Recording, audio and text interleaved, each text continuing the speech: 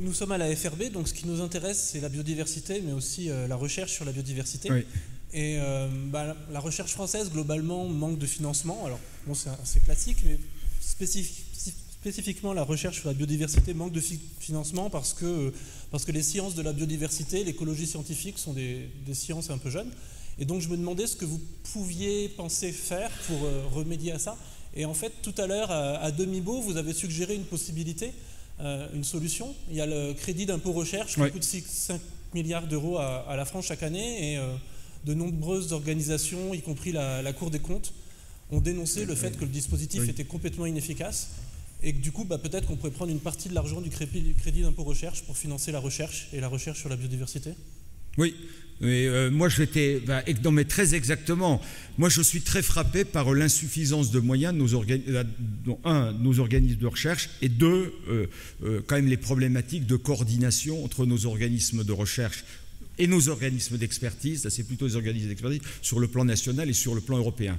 Et je suis enfin très frappé par le fait qu'on ait tellement d'organismes d'expertise qui sont tellement indépendants qu'on a toujours le moyen d'avoir une expertise qui, sur des sujets sensibles, finit par contredire une autre.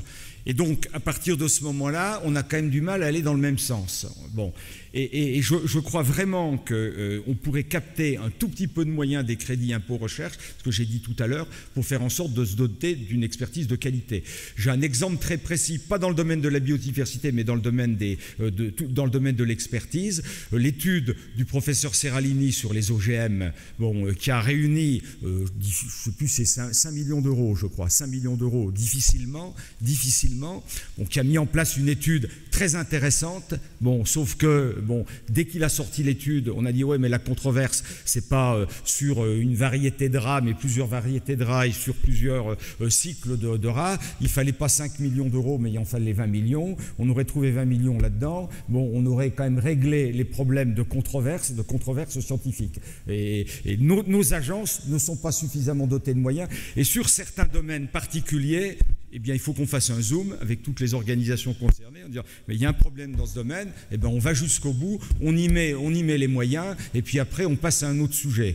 Je pense que dans les pays d'Europe du Nord où il y a une démocratie, y compris dans l'appropriation des sujets scientifiques, quand même un peu plus ouverte que la nôtre, ça se passe beaucoup plus facilement.